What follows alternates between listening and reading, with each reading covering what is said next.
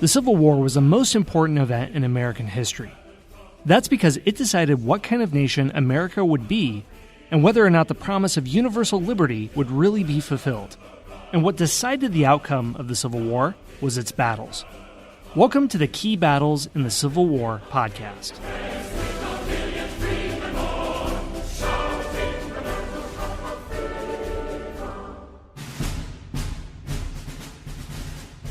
Hi everyone, welcome to our epilogue episode on the most important battles of the Civil War. We have encountered so many interesting characters throughout this process that it wouldn't be right if we didn't see what happened to them. I think of it at the closing credits of Animal House, where it says what happened to these people. One of them becomes a senator, another one just disappears without a trace. The figures that have come into the Civil War are interesting because some of them are politicians. Almost everyone was in the military, went to West Point, fought in the Mexican-American War.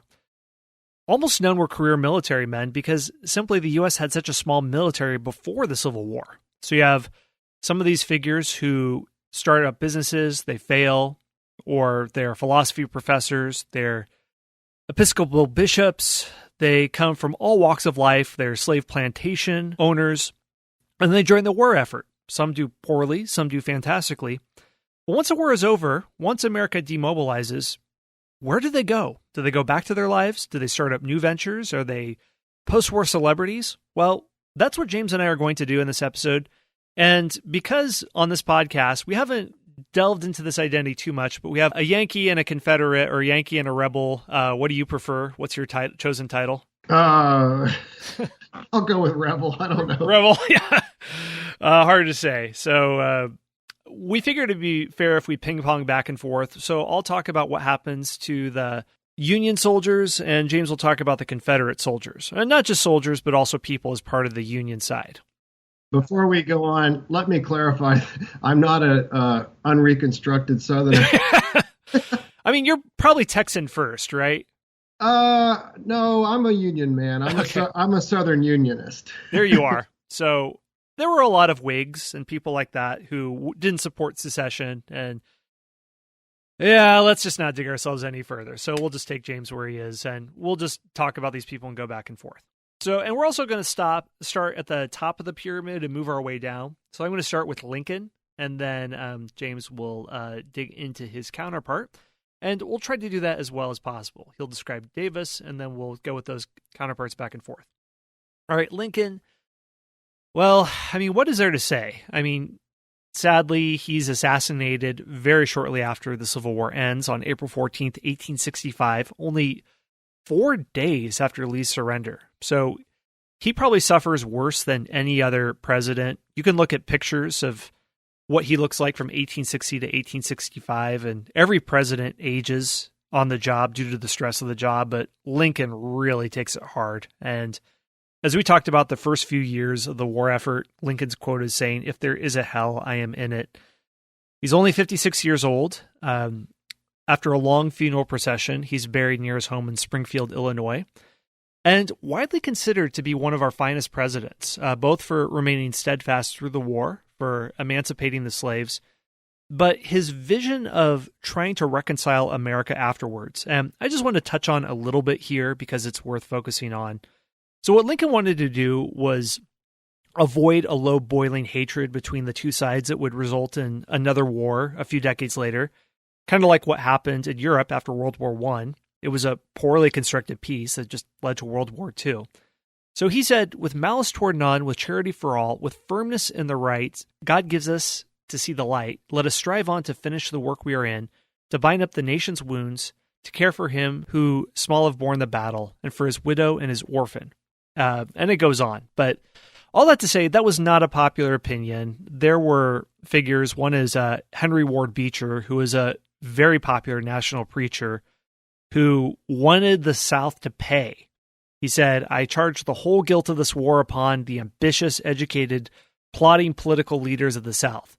A day will come when God will reveal judgment and arraign at his bar these mighty miscreants." So Lincoln could have called fire and brimstone like that and just paved the way for another war to come, but he did his best to try to heal the wounds of America. And Once Lincoln dies, very quickly he takes on a mythical character.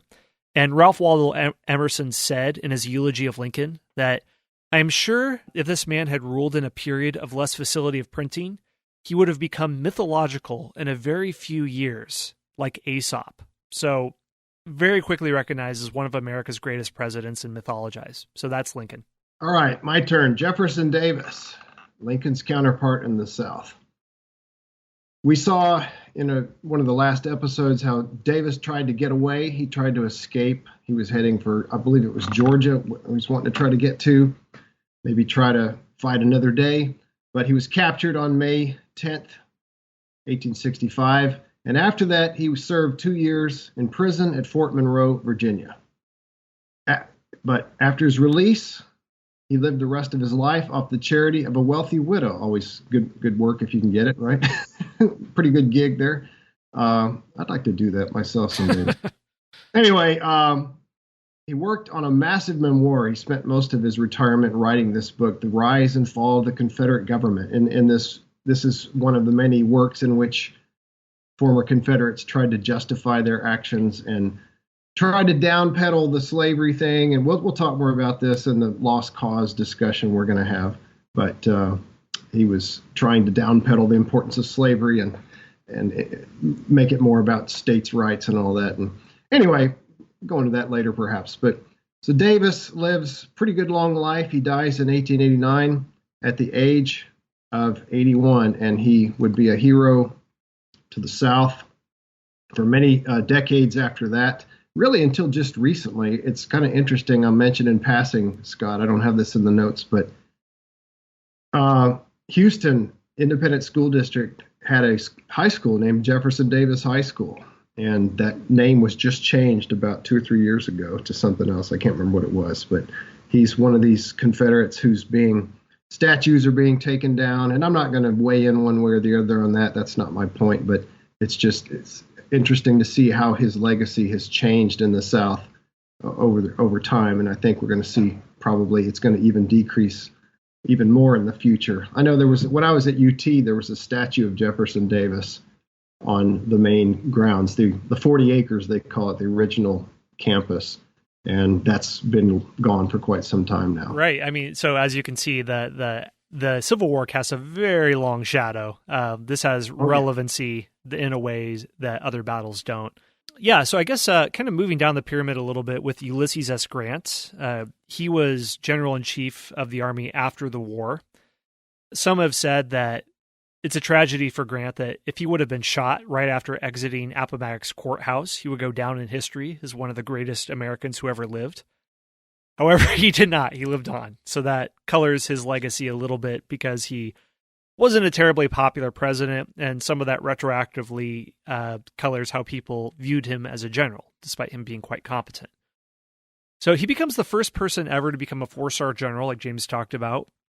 He's nominated as a Republican candidate for president in 1868 and then elected. He serves 2 terms that are plagued by scandal, although Grant was mostly honest or completely honest. And after he leaves the White House, he moves to New York, where he lent his name to a Wall Street brokerage firm. But one of his partners stole millions from the firm, not as good of a broker as he is a general. So Grant is destitute. This is before the period of presidential pensions or the speaking circuit that ensure any ex-president today to be a millionaire once they leave office. At about the same time as this, Grant is diagnosed with throat cancer. So he works on his memoirs, trying to secure financial stability for his family. And he dies in 1885 at the age of 63. Well, his memoirs are a success. They sell 500,000 copies, and they restore his family's fortune. You know, if I can chime in, it's interesting that you mentioned how his reputation overall was brought down by his presidency, which was definitely a failure by any stretch of the imagination. There were some good accomplishments, but it's interesting that as of late, there's been a rebirth of Grant's reputation, if you will. He's really risen up through the ranks. You look at the presidential rankings that the historians do every 5-10 years or whatever, and he's been going up. And we've had 3 major best-selling biographies come out of Grant recently. The one, I think it's just called Grant by Gene Edward Smith. Then you had one come out a couple years ago called American Ulysses by Ronald White. I read that. It was excellent. And then last year, 2017, we're recording this in 2018, but in 2017 we had Ron Chernow, the biography extraordinaire of Washington and Hamilton, and he came out with his own Grant biography, which has been very popular. In fact, I think I'm going to go to a signing of that pretty soon. I got to remember the date. My son-in-law once mentioned it to me, but I foolishly did not write down the date, so I got to go check that out. That would be neat to go to. But anyway, and that one's, there are plans to make that into a movie. So maybe by the time some people are listening to this, it will have already come out. It's projected that Leonardo DiCaprio is going to play Grant, so that should be very interesting. So yeah, Grant's making a comeback after all these years. It'll be interesting to see what happens in the next decade or two. And I think part of that, the whole myth of the lost cause, the early drafts of the Civil War history were written mostly by Southerners who talk about Grant as a butcher and a drunk, like we've mentioned in this series, and that there's still clouds hanging over his legacy. But how about Lee? What's he up to after the war? Well, soon after the war, Lee swore allegiance to the Union, and he inspired thousands of other former Confederates to follow suit. There was an insurance company that came to Lee and offered him $50,000 for the use of his name. Lee, yeah, it's a Robert E. Lee Insurance Company. Yeah, best, the general likes this insurance, but Lee actually turned them down. Can you believe that? $50,000, which that in today's money, that's probably like $750,000 maybe. Lee said, "I cannot accept payment for services that I do not render." You just don't see that kind of character very much anymore. Lee instead takes a position as the president of Washington College, which is in Western Virginia, and he serves there until his death at age 63 in 1870. So he didn't outlast the war too long. 5 years after the war ends, he dies. He had suffered from heart problems for quite some time. The college, incidentally, was later renamed Washington and Lee College, and now it's Washington and Lee University. And Lee's final words were, "Strike the tent." It's very appropriate. I got to say this, too, that it's interesting. I talked about Davis. There was also a Robert E. Lee High School in Houston ISD, and it's also had the name changed, I believe. I'm pretty sure. And he also had a statue at University of Texas, but that's also been taken down. So Lee, despite being a really good human being, a really good man, he's just was on the wrong side. And he was offered command of all the Union armies at the beginning of the war. And one of the great what ifs or counterfactuals, as we call them in the history discipline, is what if Lee had accepted? What if he had been the general in chief of the Union armies from the very beginning? Maybe the war would have lasted 6 months. I don't know. But yeah, Lee with numerical superiority is a very interesting thing to contemplate. Right. So that's Lee. And of course, Lee goes down, and again, we'll address this a little bit later, but Lee, after his death, becomes just about a god in the South. I mean, he's deified, and he's made into a saintly figure who could do no wrong, and that's obviously his reputation has fallen lately in recent decades, of course, because of as more and more people have become so critical of the Confederacy. But he's an interesting character. He really is. Yeah. So moving down the ranks for William Sherman, he remains in the Army, and he becomes the top general after Grant's inauguration in 1868. Military conflict in America, there's no major engagement in the following decades. A lot of what the military is up to is staffing forts, especially on the western frontier. So he serves during much of the nation's war against the Plains Indians, which is fighting against a foe that is very undermanned. Tactics can't possibly match the U.S. military. He retires from the Army in 1883. When his name was mentioned as a possible presidential candidate, he famously said, "If nominated, I will not run. If elected, I will not serve." And I should mention that when James and I did Presidential Fight Club, it seemed that about a quarter of all U.S. presidents were connected to the Civil War somehow. So up until presidents in the, 1920s, 1930s, maybe not that late, but... Yeah, McKinley was the last one who had served in the Union Army, and he was last elected in 1900. But yeah, for a long time, it was like you had to have that on your resume. Even Democrats were occasionally running former Union generals. Right. So this goes on for a long time, and you can find footage from the 1930s of Franklin Roosevelt speaking to Confederate Civil War veterans. And if you want to hear what a rebel yell sounds like, I looked this up recently when James described it as a banshee call. You can find footage of octogenarian, nonagenarian Confederate veterans gathering together to do a rebel yell. So if you want to hear it, there it is. Anyway, so back to Sherman. He dies in 1891 at the age of 71. Interestingly enough, he got along poorly with his foe, Joseph Johnston, but one of the honorary pallbearers at his funeral was Joseph Johnson. So there you go. Some reconciliation at the very end. Well, they were friends for years afterward, actually. They exchanged letters, and even during the war, they had a lot of respect for each other.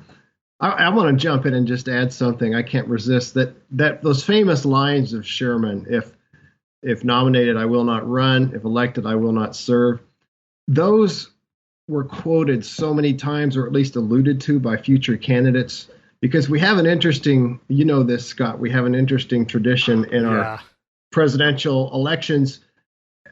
It's kind of gone now, but even as late as Ronald Reagan, one of the times he ran, when you're running for president, you're not supposed to want it, right? You know, you're supposed to, your attitude, because you don't want to be seen as too ambitious and too greedy for power.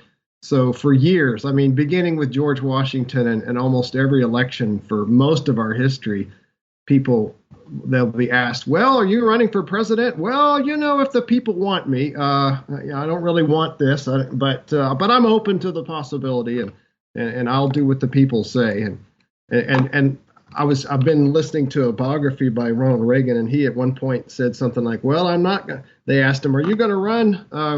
And he said, well, I'm not going to do the Sherman thing and say, I will not run. So people use that as something to react against. So I'm not like dying to be president, but I'm open to it. I'm not going to do what Sherman did. So Sherman becomes the standard against which candidates measure their ambition. And I think that's pretty funny. All right. Shall we go on to Joseph Johnson? Speaking of Johnson, Sherman's two-time opponent in the Civil War. They faced off outside of Atlanta, and then later, toward the very end of the war, they faced off in North Carolina, and they were good friends. Like many of his colleagues, Johnston, after the war, worked in the railroad and insurance industries, and like them, he wrote his memoirs, and he served in the U.S. Congress for one term. Very interesting, just 2 years, 1879 to 1881. And also, like a lot of these former generals and former officers of any rank, he was active in veterans associations. Johnston remained highly respectful of his old opponent Sherman, and he would not allow criticism of Sherman in his presence. How about that? That's pretty impressive, because there was a lot of criticism of Sherman in the South for many, many years afterward. Sherman and Johnston corresponded frequently, and they met for friendly dinners in Washington whenever Johnston traveled there. When Sherman died, as you mentioned, Johnston served as an honorary pallbearer at his funeral. During the procession in New York City on February 19, 1891, Johnston kept off his hat as a sign of respect, although the weather was cold and rainy.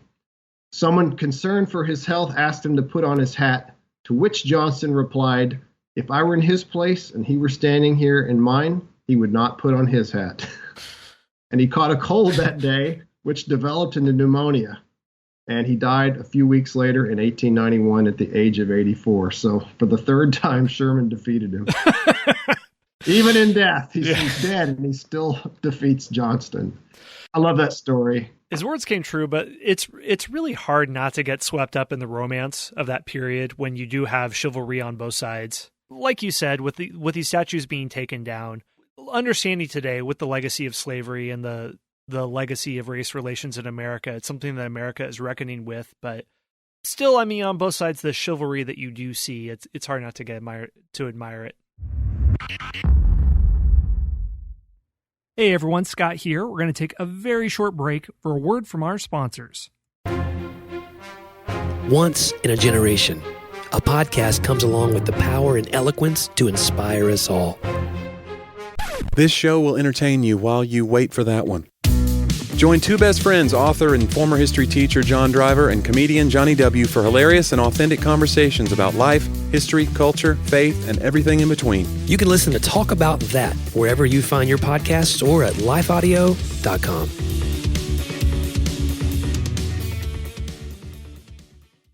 Hello, this is Dr. Doug Grotheis, host of Truth Tribe, where we seek the truth through reason and evidence about what matters most. And we are not tribal, since truth is for everyone.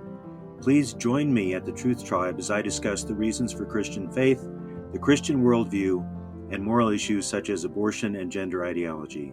To listen now, go to lifeaudio.com or search Truth Tribe on your favorite podcast app.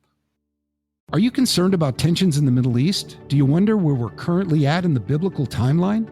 Are we really in the last days? Hi, everyone. I'm Dr. Carl Muller with the Inside the Epicenter podcast. Every week, my co-host, best-selling author Joel Rosenberg and I answer those questions and more. You'll hear inside knowledge of our meetings with leaders at the highest levels of government in the U.S., Israel, and the Middle East, equipping you to filter the news with biblically sound insights. Find Inside the Epicenter on your favorite podcast app or go to joshuafund.com to listen and subscribe. All right, moving down the chain of command, next is Philip Sheridan. So after the war, he also stayed in the Army, serving in Texas during Reconstruction. He famously said, "If I owed Texas and hell, I would rent Texas and live in hell," which based on temperatures there, speaking, I'm not sure in the temperate sense or in the cultural sense. But anyway. You know, this summer has been... You can understand his words. It's hot as hell, yeah. So after his death, one Texan replied that his body should be reinterred in Texas so that he could be in both at the same time. I love that quote. So Sheridan later commanded U.S. Army troops that fought against Indians in the West. He was an observer in the Franco-Prussian War in the 1870s, and he coordinated relief efforts after the Great Chicago Fire of 1871.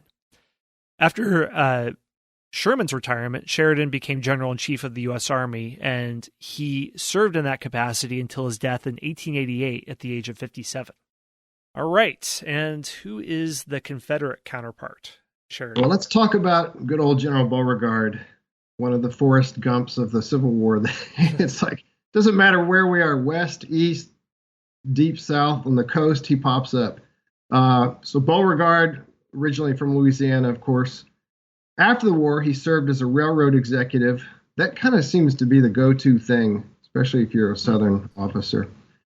And then he managed the Louisiana State Lottery, and he became very wealthy in the process. He and Jubal Early. We'll talk about General Early, of course, later. But they basically were paid huge sums of money to pull numbers out of a bin. That's not bad. Yeah, it's good work if you can get it.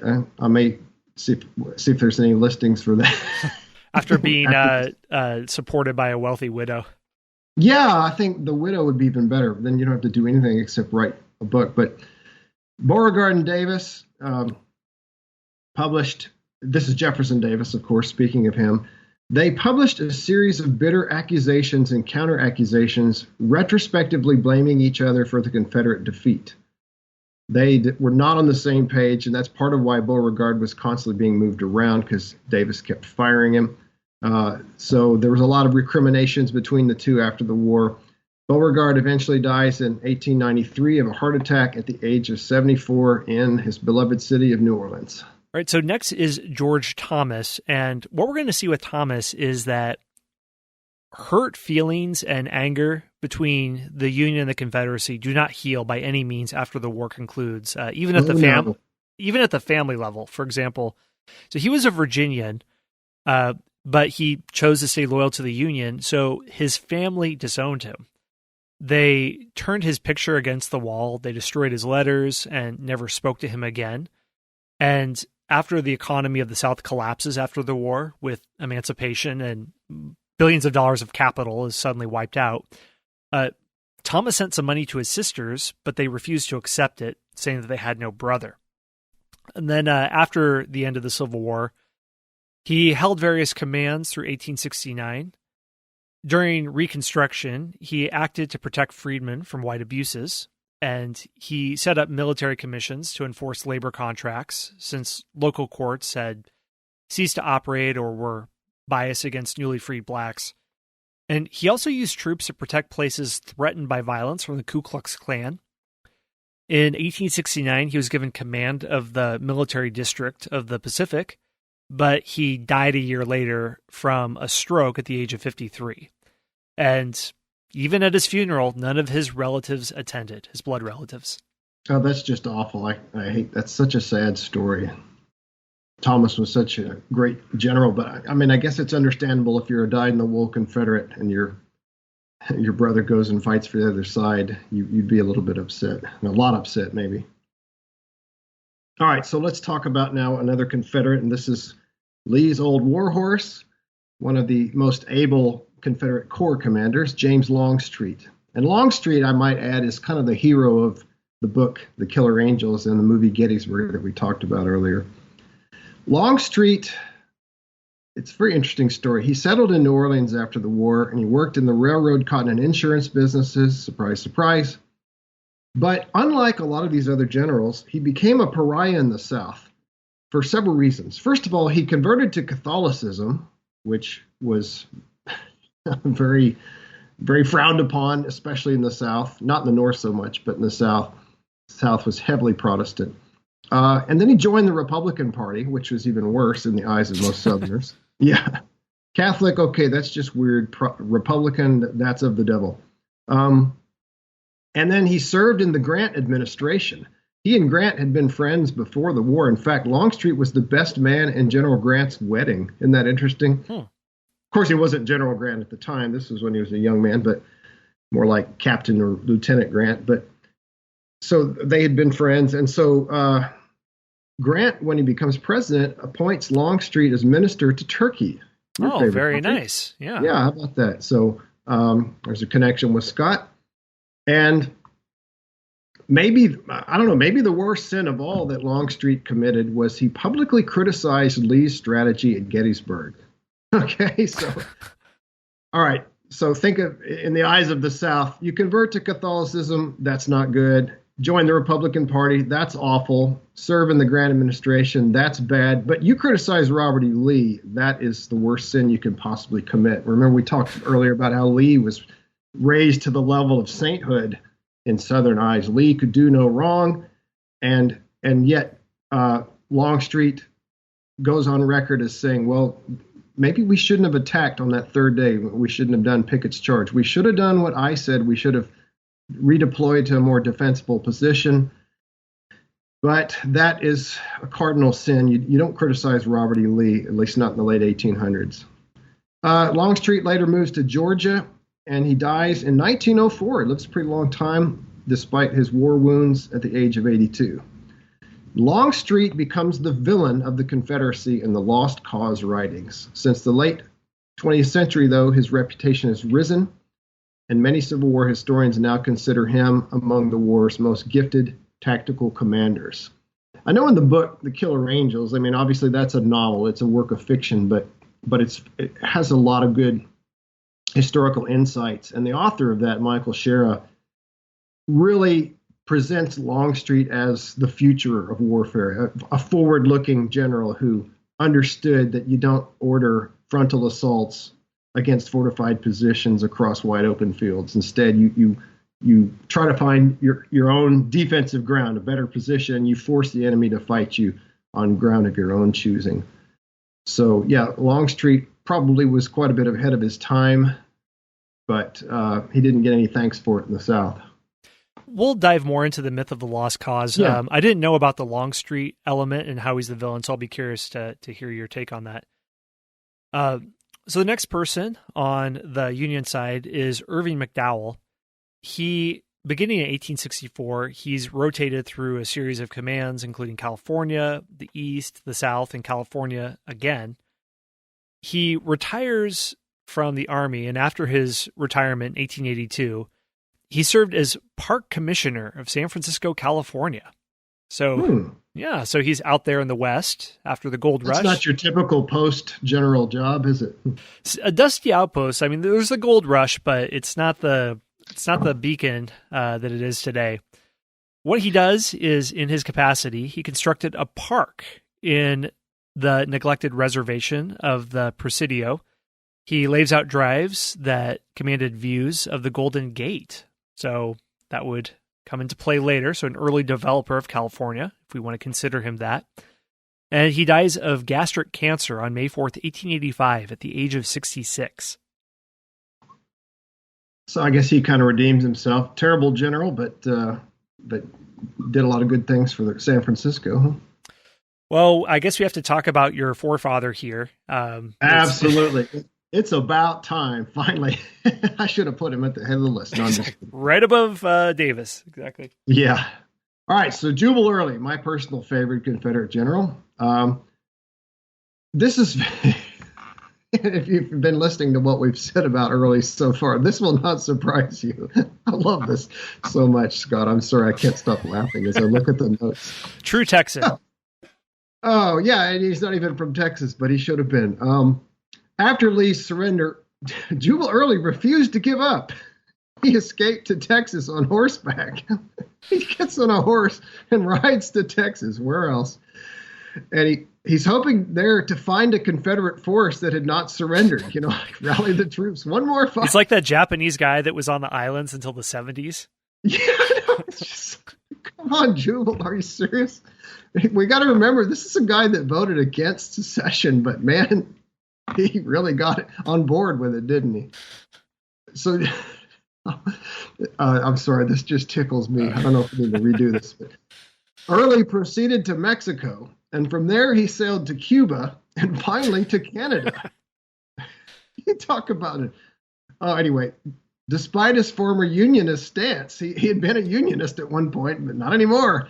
Early declared himself unable to live under the same government as the Yankees.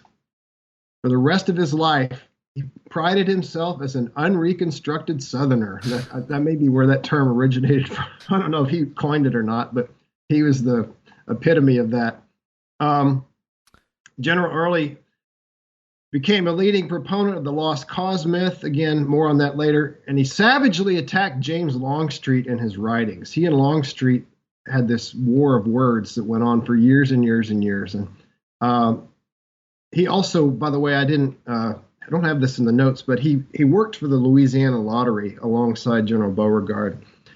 And Professor Gallagher, who I've mentioned a couple times, he actually wrote a biography of Jubal Early, and he notes that Early understood the struggle to control public memory of the war, and that and I'm going to quote Professor Gallagher, that Jubal Early worked hard to help shape that memory and ultimately enjoyed more success than he probably imagined possible. So General Early and the other Confederates, they lost the war, but they won the PR war afterward, at least for several decades, until really in our lives, Scott. He dies after a fall in 1894 at the age of 77.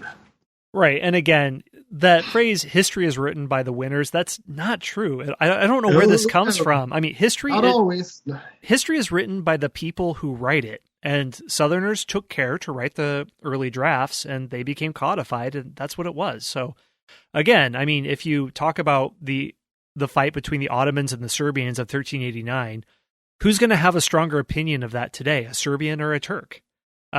Serbians lost, but you lived there, so I would imagine you met many Serbians who act like it happened yesterday. Oh, absolutely. You can't sit down with a group of Serbs over coffee, and you can't go 5 minutes without somebody bringing up Kosovo. Right, and for a Turk, 600 years ago, they'd shrug their shoulders, and they'd a Turk today would think about it as much as the Battle of Agincourt. He's like, what year was that? Okay, sure, whatever, but and one last thing I want to mention with Early, he didn't do this directly, but James talks about how he hops around to different countries. one of my favorite post-Civil War stories is there's a group called the Confederados. About 10 to 20,000 Confederate American refugees go to Brazil, and they actually set up a city. I think it's called Americana, that's it. It's in the Brazilian state of Sao Paulo. It's still there today. You can still see buildings done up in the antebellum style.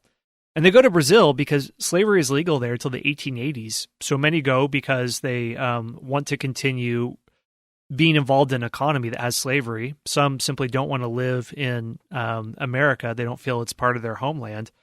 And now, for one or two generations, the culture somewhat remains intact, but by the third generation, as happens everywhere, the children of the Confederacy marry into Brazilian society. They speak Portuguese.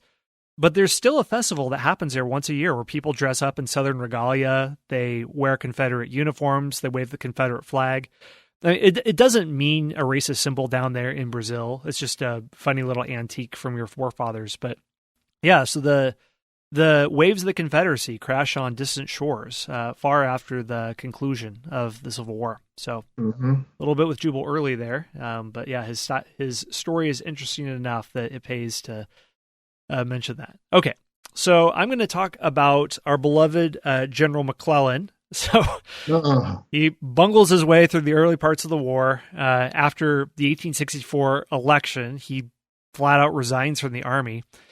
After the war, he goes abroad for 3 years, probably traveling as quickly as he does leading the Army. He returns to the U.S. He works in several engineering and business jobs until he's elected governor of New Jersey in 1878. He retires, or he serves a single term as governor, then retires. He devotes the rest of his life to writing his memoirs. Then he dies in 1885 at the age of 58. All right, moving on to an equally unsuccessful Confederate general, Braxton Bragg. And I got to repeat the story. This is something my TA in my Civil War classes that I took as an undergrad, he said the Confederacy lost the Civil War in 1848 when, during the Mexican War, a shell landed in Braxton Bragg's tent and did not explode. So, although I actually, just the other day on YouTube, I saw a video that said Braxton Bragg was not that bad. So I'll have to watch that and see what the argument is. But Bragg, of course, was the general who couldn't get along with any of his subordinates, but Jefferson Davis loved him. He lost pretty much every battle that he was involved with in the West. But anyway, Bragg served in a variety of positions, like many of his colleagues, in the insurance and the railroad industries. But he had a hard time keeping a job, surprise, surprise, due to his quarrelsome nature. He just couldn't ever get along with anyone. And to be fair to Bragg, I did mention this several episodes back, that he had a lot of physical issues that probably contributed to his irritability, but still. And Bragg died of heart disease in 1876 at the age of 59. I got to say, I love reading these biographies because today, if you're a general who retires, you have so many military and political connections. You could just serve on the board of Boeing and do really nothing, but still take home $100,000 to $200,000 a year, and life is cushy. And you have your golf course, and you go make speeches. Yeah, you make speeches at corporate events, but back then they had to scrabble just as hard as they did before the war in some cases. Yeah, and especially Confederates. Yeah, I mean, with your economy in ruins, then there's not much else you can do. One other thing, too, I have to say, it's a rich time to be a historian of the Civil War, all this revisionist history going around. I'd imagine 50 years ago, if you were in the South, being a historian wasn't so much history, but reciting the Holy Catechism of the story of the South and repeating these facts. But yeah, all this interesting stuff happening. Okay, so the next down the list is Ambrose Burnside, our facial hair aficionado, who, if nothing else, bequeaths to us a legacy of having the brilliant mutton chops seen on lesser figures like Chester A. Arthur, but epitomized to perfection by Ambrose Burnside. So in 1866, he's elected governor of Rhode Island and serves from 1866 to 1869. He's a leader in veterans associations and became the first president of the National Rifle Association in 1871, well before Charlton Heston and other figures. So then he's elected to the U.S. Senate in 1874 and serves until his death in 1881 at the age of 57. It's interesting that so many of these people live such shorter lives. Today the average life expectancy is probably I think it's late 70s for men, maybe 80-ish for women. Not surprising considering how bad medicine was back then, but also a lot of these guys carried around war wounds the rest of their lives. Yeah, and it seems like they were leading armies or generals as young men, as in their 30s or 40s. Not something you would see today. Were, yeah. Speaking of that, let's talk about John Bell Hood. I have to tell a funny story. Fort Hood, which is in Texas, it's a big U.S. Army installation. Fort Hood is named after him. And one time, a long time ago, like probably in the 90s or so, I asked my wife, "Hey, do you know who Fort Hood is named after?" And she looked at me and she said, "The famous General Hood." And I was like, "Wow, that's impressive. How did you know that?" And then I realized, wait a minute, you just said that. You just said whoever. She didn't know who John Bell Hood was, but anyway, that was cute. But Hood was in his 30s when he was a general in the Confederate Army, and of course we saw he was very unsuccessful. He was essentially responsible for the loss of Atlanta and for the complete loss of almost near annihilation of an entire Confederate army at the battles of Franklin and Nashville. But after the war, Hood moved to Louisiana and he worked in the cotton and insurance businesses. He and his wife, tragically, they died in New Orleans in a yellow fever epidemic in 1879 at the age of he was 48. That's it. That's younger than I am right now. And they left 10 orphan children. Wow. His fellow Confederate General Beauregard, who we mentioned earlier, he very nicely and kindly saw that Hood's memoirs were published so that the proceeds could support the children. So that's it for Hood. Hey everyone, Scott here. One more brief word from our sponsors. Once in a generation, a podcast comes along with the power and eloquence to inspire us all. This show will entertain you while you wait for that one.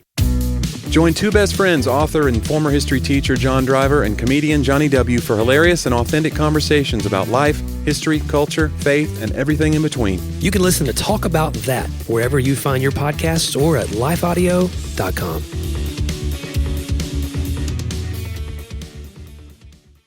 Are you concerned about tensions in the Middle East? Do you wonder where we're currently at in the biblical timeline? Are we really in the last days? Hi, everyone. I'm Dr. Carl Muller with the Inside the Epicenter podcast.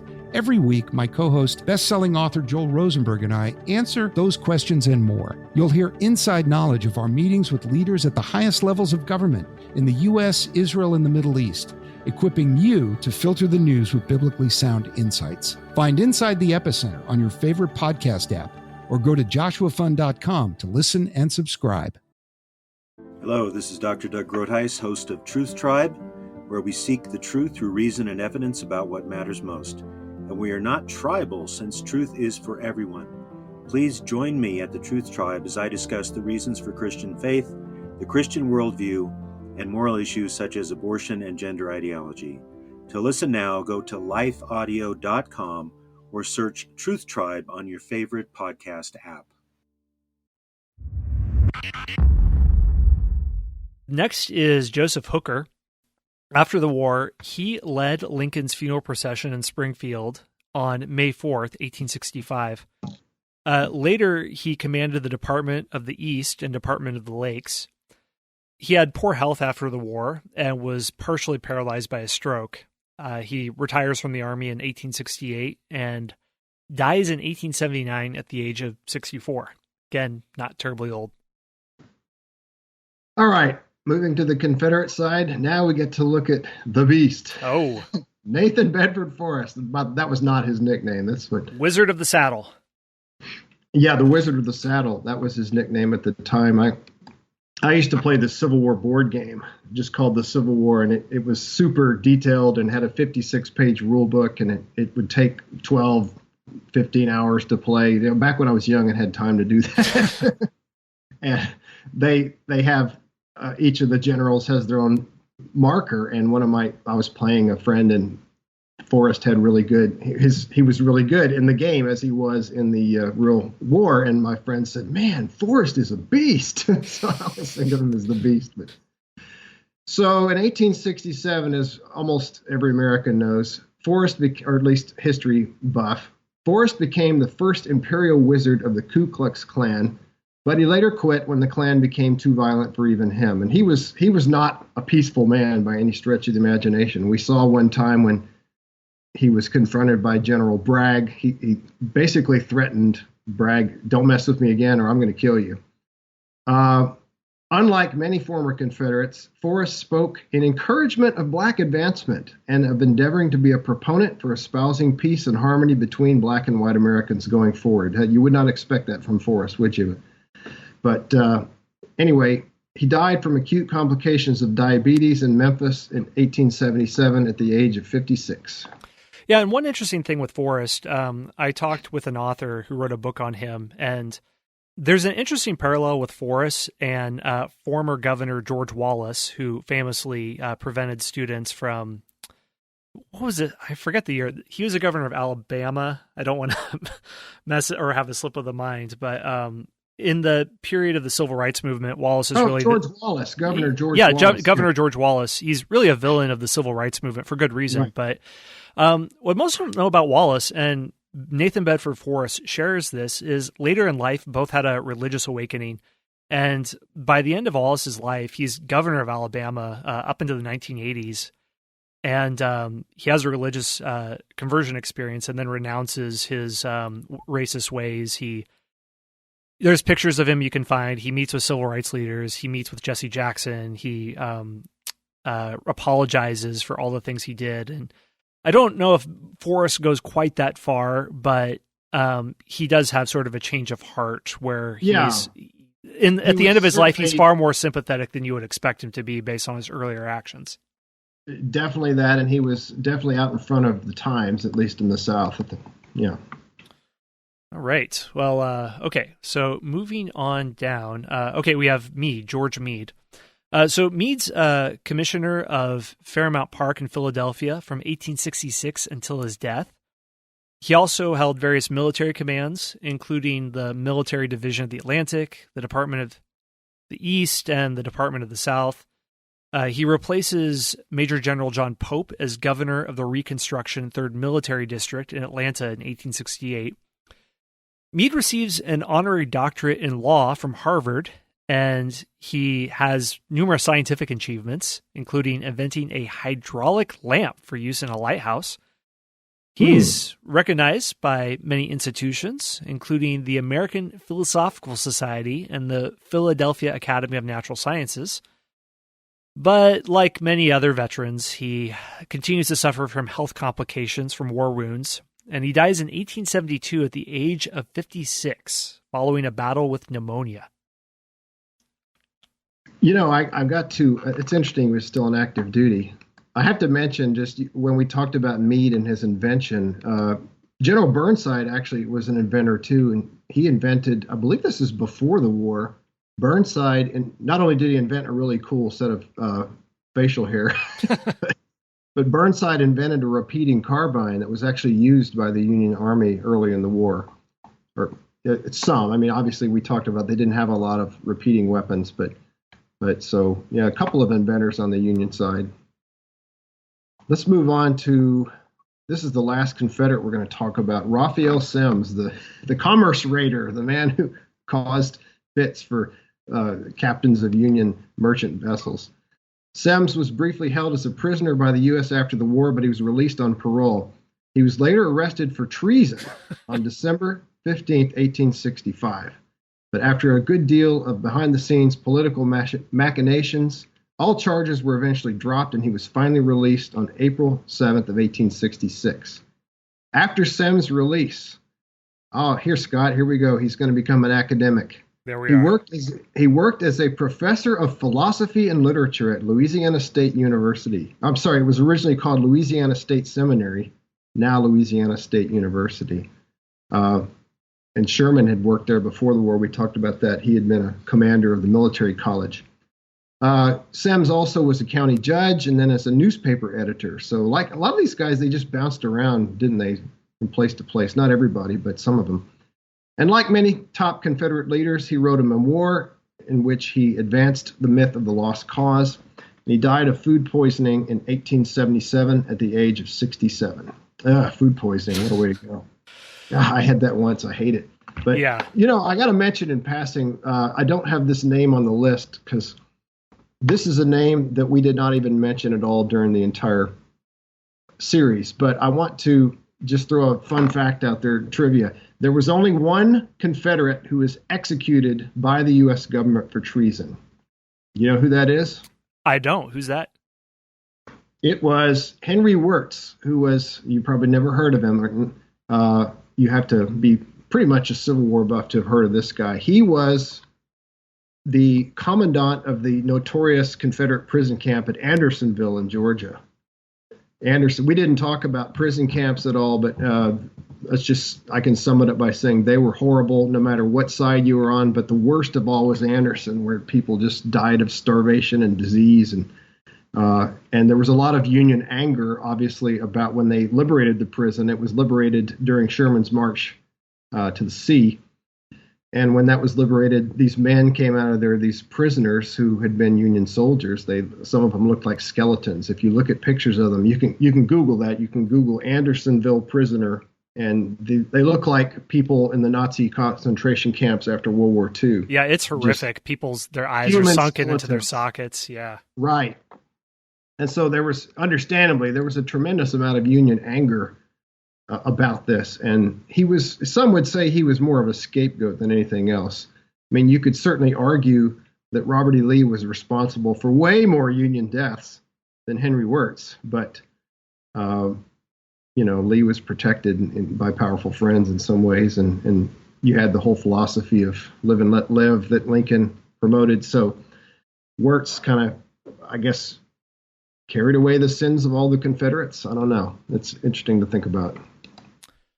All right. Well, this is my last Union figure, and then James will pick up the very last person who's also Union. So Joshua Chamberlain, he received the Medal of Honor for his bravery at Gettysburg. He served 4 terms as governor of Maine and became president of Bowdoin College.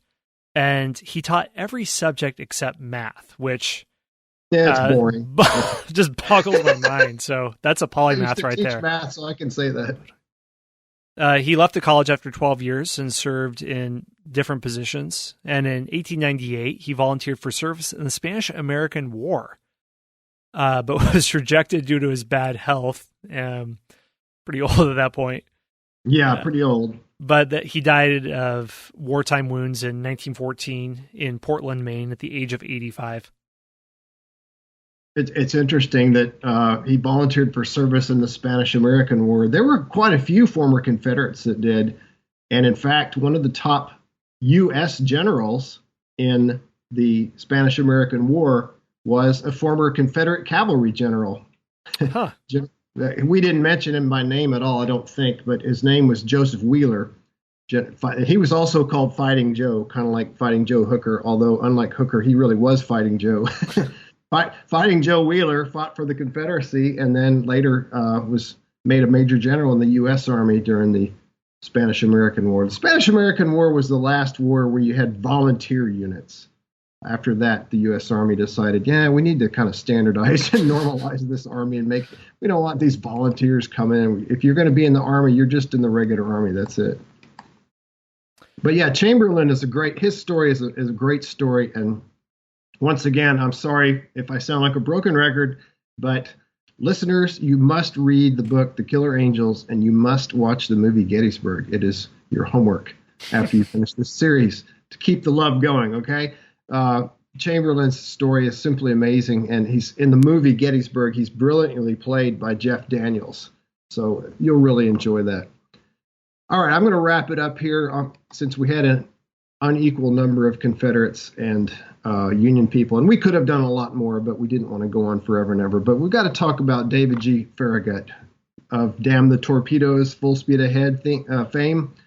Farragut was probably the greatest Union naval commander in the Civil War.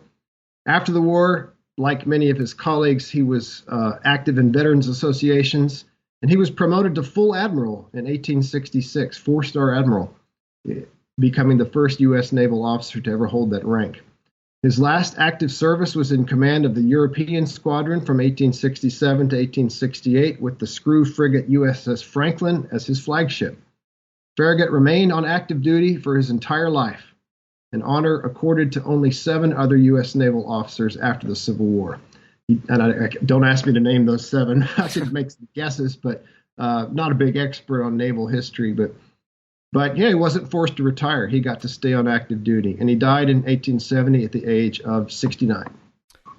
All right. Well, that's the Where Are They Now, or Where Were They Then series we want to wrap up on. But we are not completely done. There's one final thing we want to do in this series, and we want to talk about the lasting implications of the Civil War. What were the after effects of it? Obviously in politics, but what changed as a result of military tactics? What technology came out of the Civil War? And then also social change. How did America change as a result of the Civil War? And when you get down to it, what does the Civil War all mean? So we'll see you in that final episode.